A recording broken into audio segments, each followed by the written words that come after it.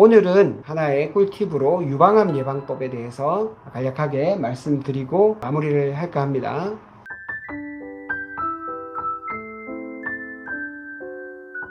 너무 당연한 얘기들인데 담배 피지 마라, 술 먹지 마라, 운동 적당히 하고 알맞은 영양 상태를 유지한다면 유방암을 예방할 수 있다. 너무 당연한 말이죠. 그리고 가능하면 30세 이전에 첫 출산을 해야 된다는 겁니다. 수유 기간을 길게 가면, 이게 왜 호르몬하고 관계가 있기 때문에 그래요. 이렇게 하면 호르몬에 대한 위험성을 어느 정도 피할 수 있기 때문에 30세 이전에 출산을 하셔야 돼요. 그러면 나중에 첫 출산해서라도 수유 기간을 오랫동안 가져가는 거, 이게 도움이 된다는 거고요. 그리고 이제 유방암에 걸릴 확률이 높은 사람은 뭐 타목시펜이라든지 뭐 이런 항호르몬 제제를 예방적으로 복용할 수도 있고, 가족력에 따른 위험도가 매우 높을 경우에는 예방적 유방절제술, 왜 그 안젤리나 졸리가 예전에 이런 예방적 유방절제술을 했죠. 이 가족성 유방암 발생 빈도가 그 높은 곳, 미국 같은 경우는 80%가 넘기도 해요. 그러니까 뭐 아예 미리 암 걸리기 전에 이렇게 절제술을 받는 것도 이상한 일은 아니죠. 그런데 우리나라는 좀 그 발생 빈도가 좀 낮아요. 그래서 브라카라는 유전자가 발견됐다 하더라도 반드시 예방적 유방 절제술을 해야 되느냐에 대해서는 아직도 우리나라에서는 좀 논란이 있습니다. 자, 이제 유방암과 음식에 대해서 알아볼 텐데, 대장암, 전립선암 이런 것들도 이제 호르몬하고 관계되거든요. 유방암 또한 음식이 아주 중요하다. 채소와 과일을 좀 많이 드시라. 세포 분화를 촉진하고 과도한 세포 분열을 억제하는 성분들이 많이 들어있다는 거예요. 그리고 항산화 물질.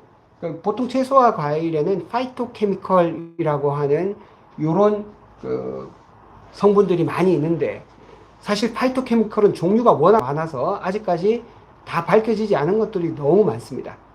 그리고 기본적으로는 이런 채소나 과일들은 해독 효소의 기능을 증진시키고 면역 기능을 다 강화하는 그런 효과가 있다. 그리고 에스트로겐 농도를 낮추는 그런 효과가 또 있다는 겁니다. 이 모든 것은 유방암 발생 가능성을 낮춰주는 그런 효과입니다. 그리고 또 이런 그 식품들은 또 그 성분에 따라서 체내 호르몬의 그 작용과 면역 기능에 영향을 미치기는 하는데, 이것이 어떤 식품들은 예를 들어서 유기농으로 뭐 잘 길러진 식품하고 막 비료 농약이나 이런 걸 많이 친 거하고 또 다르겠죠. 그러니까 아주 일률적으로 얘기할 수는 없습니다. 또 사람마다 그런 음식에 대한 반응들이 다르기 때문에 이것을 큰 틀에서 보시고 또 자기에게 맞는 것이 어떤 것인지 자꾸 호기심을 가지고 적용시켜 보는 것이 중요합니다. 그래서 이제 단백질 종류로는 이런 등푸른 생선, 오메가3가 풍부한 등푸른 생선은 드시고, 올리브 같은 거 드시면 좋겠죠. 아보카도 같은 이런 좋은 기름들은 드시면 좋겠고, 토마토, 그 다음에 녹차, 요런 거는 마늘, 요 다 항암식품이네요. 요런 거 드시면 좋습니다. 등푸른 생선 중에서 너무 큰 거, 뭐 참치, 이런 거는 권하지 않습니다. 작은 생선의 기준은 중간이 고등어입니다. 고등어. 고등어보다 크면 큰 생선이고, 고등어보다 작으면 작은 생선에 속하는 거예요. 뭐 꽁치, 정어리, 뭐 청어, 이런 것들은 등푸른 생선 중에 좀 작은 것에 속하니까 그런 생선을 많이 드시면 좋겠죠. 알코올 안 되겠죠.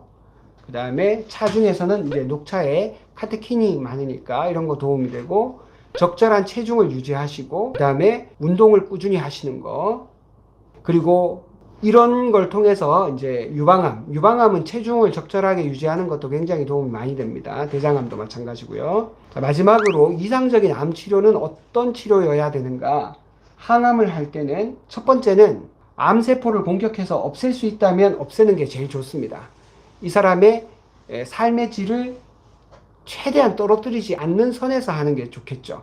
예를 들어서 항암을 했는데 1세대 항암제인 경우에 암세포 공격을 엄청 많이 해가지고 암세포가 많이 죽었어.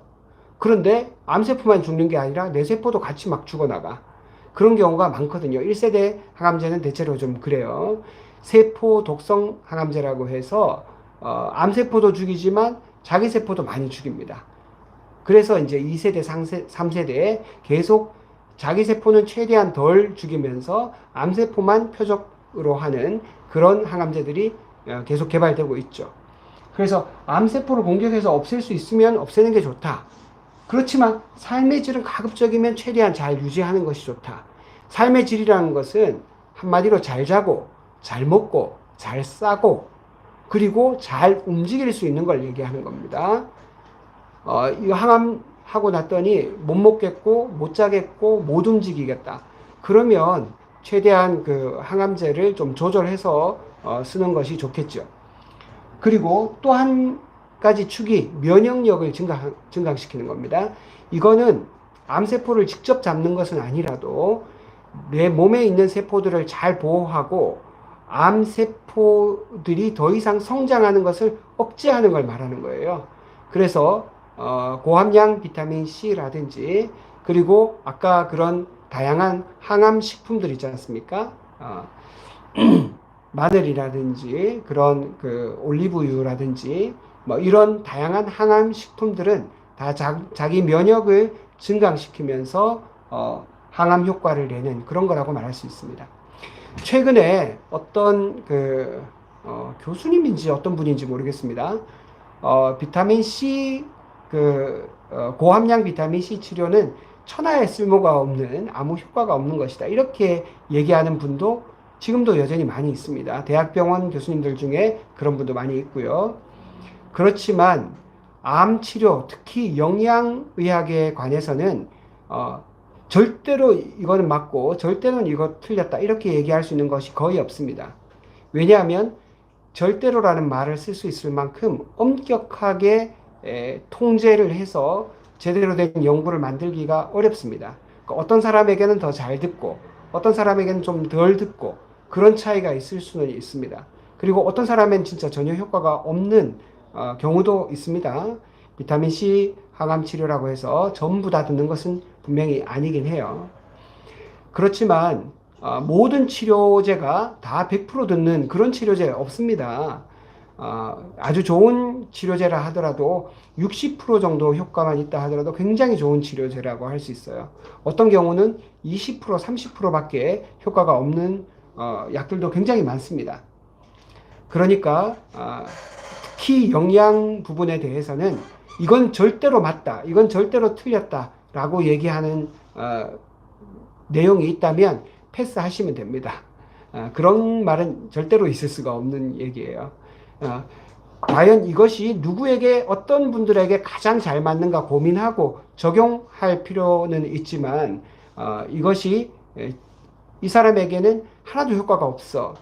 이런 사람들 전체적으로는 다 효과가 없어.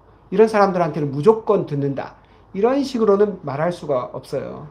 그래서 비타민C 암치료도 잘 듣는 분들이 있고 좀 덜 듣는 분들이 있고 또 때로 효과가 없는 분들도 물론 있을 수는 있습니다.